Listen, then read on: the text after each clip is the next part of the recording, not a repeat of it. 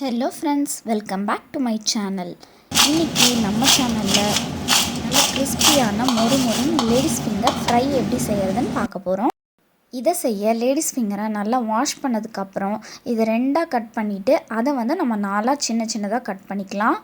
Suppose உங்களுக்கு சின்னதாக சாப்பிட பிடிக்கல அப்படின்னா ரெண்டே இதில் கூட நீல வாக்கில் கட் பண்ணிக்கலாம். இதை ஒரு வெண்டைக்காயை 8 பீசஸாக கட் பண்ணியிருக்கேன். இதையே நம்ம ஒரு வெண்டைக்காயை 4 பீசஸாக கட் பண்ணலாம். மேலே இருக்கிறதையும் கீழே இருக்கிறதையும் கட் பண்ணிவிட்டு இதை ரெண்டாக கட் பண்ணிவிட்டு அதையும் ரெண்டாக கட் பண்ணிங்கன்னா இப்படி நீளமாக கூட நம்ம வெட்டி வச்சுக்கலாம். உங்களுக்கு எப்படி பிடிக்குதோ அந்த மாதிரி கட் பண்ணி எடுத்துக்கோங்க.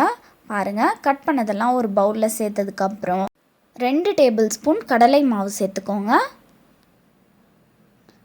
1 டேபிள் ஸ்பூன் அரிசி மாவு, 1 டேபிள் ஸ்பூன் கார்ன்ஃப்ளவர், ஒரு சின்ன டீஸ்பூன் கரம் மசாலா, உங்கள் காரத்துக்கு ஏற்ப தனி மிளகாய் தூள், சின்ன பீஸ் கொஞ்சமாக லெமனை கட் பண்ணி எலுமிச்சை சாறை கொஞ்சம் சேர்த்துக்கோங்க.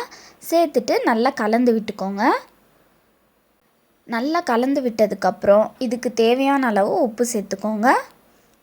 கொஞ்சமாக ஒரு சின்ன டீஸ்பூன் அளவு சேர்த்திங்கன்னா போதும். சேர்த்துட்டு அதையும் நல்லா கலந்து விட்டுக்கோங்க.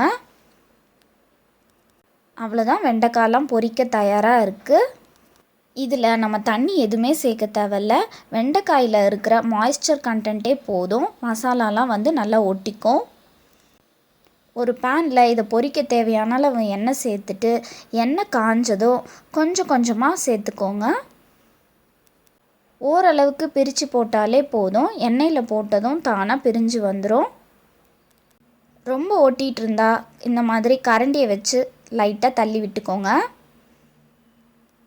எண்ணெயில் ஃப்ரை பண்ண விருப்பம் இல்லாதவங்க உங்ககிட்ட ஏர் ஃப்ரையர் இருந்தால் ஏர் ஃப்ரையரில் கூட ஃப்ரை பண்ணி எடுத்துக்கோங்க.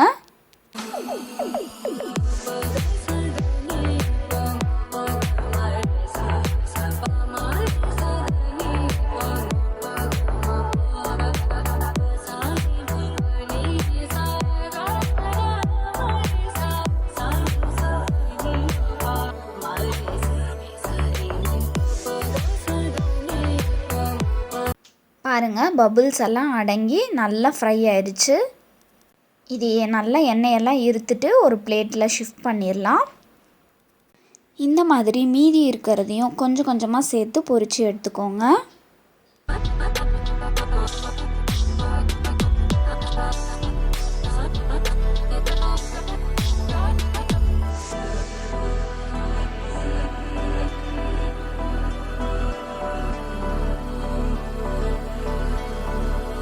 ஃப்ரை பண்ணதை எல்லாமே தட்டில் சேர்த்ததுக்கப்புறம் இதில் கொஞ்சமாக சாட் மசாலா சேர்த்துக்கலாம்.